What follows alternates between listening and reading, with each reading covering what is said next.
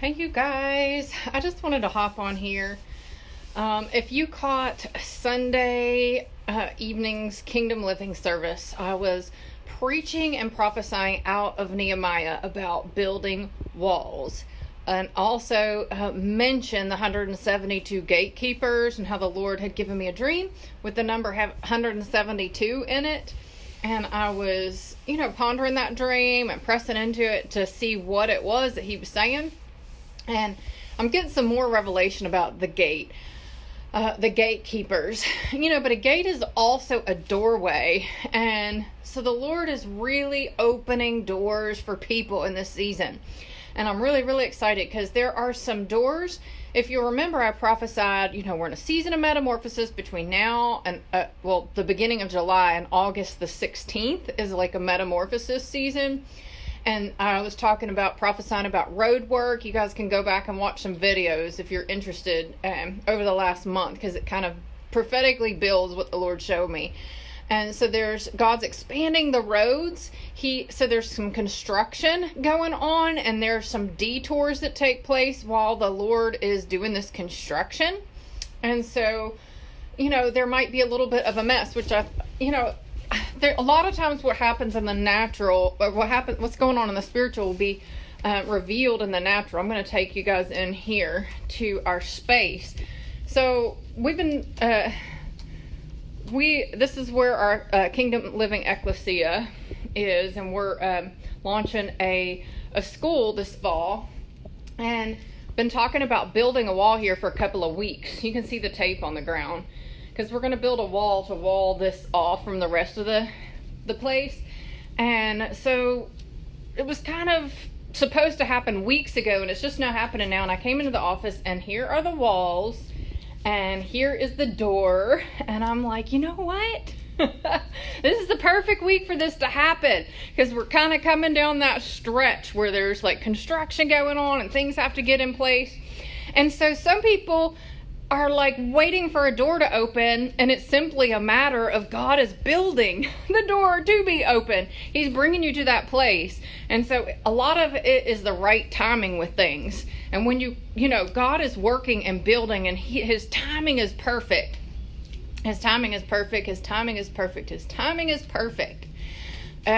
Lord God, I thank you. I'm just really excited to walk in and see this, because I'm like, what is taking them so long? They're going to see the wires up here in the kitchen.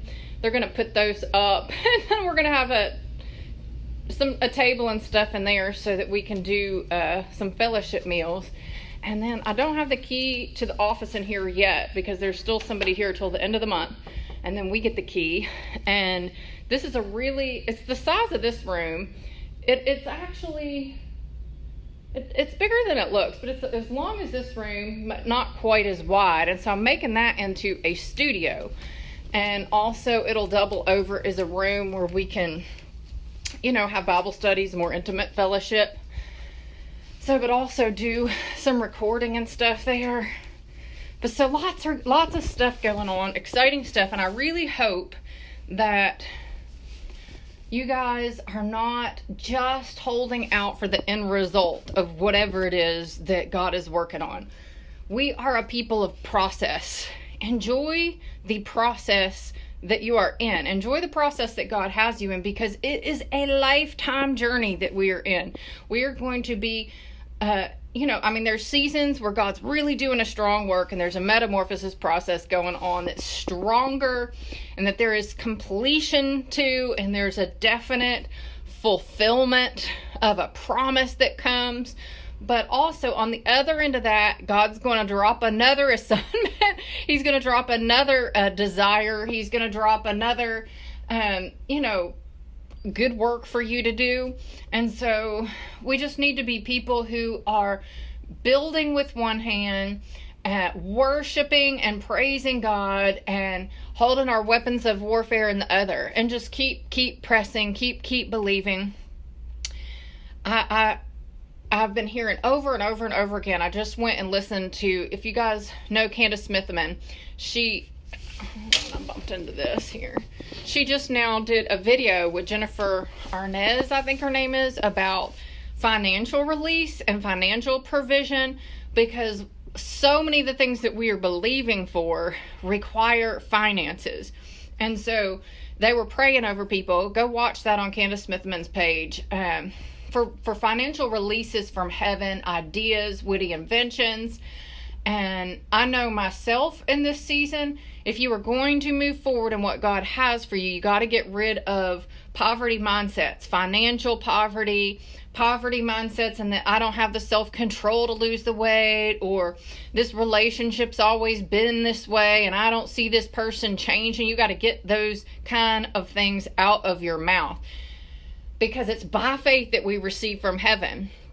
And so God is really, really, really, really, really needing us to reach out with our faith to receive what he is releasing from heaven for us and say yes to him. Say yes to him, say yes to him, say yes to him.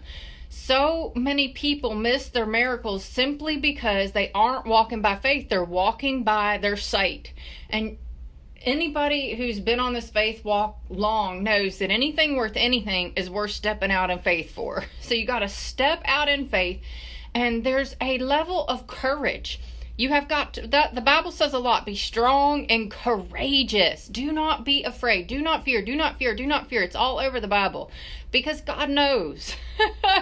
When we look at things in the natural, when we look at our own ability, when we look at what he's calling us to do, when we look at what he's promised us, it is really easy, like David and Goliath, to be, or like the Israelites when they were promised the promised land and they went to scout it out and they said, oh no, there's giants there, and we're like grasshoppers in their eyes. And so we're not going forward in our own strength. If you guys are wondering what's wrong with my wrist, it's my 30-pound daughter. I keep getting carpal tunnel symptoms from picking her up all the time. But God is healing it. But this is just to kind of keep it stable. Oh, Jesus, Jesus, Jesus, Jesus, Jesus, Jesus. This is kind of a good example, honestly, because in our own strength, we can't do it. But God comes and strengthens us, and he comes and empowers us to do what we cannot do on our own. And by his Spirit and by his grace and by his word, you need to listen and hear what God is telling you to do and make decisions based on what you are hearing God, not on having it all figured out. And take steps of faith, one step at a time, one step at a time, one step at a time. Doors are opening. Doors are opening. And I'm going to reiterate what I've been hearing over and over and over again. There is a financial release that is coming to the people of God who are doing what he's asked them to do, who are set themselves apart. Set apart. We are set apart people. And it doesn't mean you've had to be perfect. It doesn't mean that you've had to do things perfectly. There are some miracles. Jennifer, I think her last name is pronounced Arnez, was talking about, you can believe God for a financial miracle or a healing miracle where you aren't qualified for it. You haven't been tithing like you should. You haven't been given like you should. Go ahead and believe for those miracles if you need them. But at the same time, this is a season where God might drop that miracle in your lap. And if you don't grow up in the Lord and mature in your faith and take care of your health and tithe and give and, keep your money organized, then you're just going to get back in the same mess anyway. But if you need a miracle and you hadn't been doing it right, pray for the miracle, believe for the miracle. But then make sure that you are walking by the principles of the Lord, because more often than not, God is needing a willing person who is going to do their part. If you do your part, he can accelerate it. He can take a little seed and expand it so far beyond what we could ever do by ourselves. We put it in the ground and we trust the Lord with all of our hearts. We don't lean on our own understanding. We're just acknowledging him in all of our ways, knowing he is directing our steps.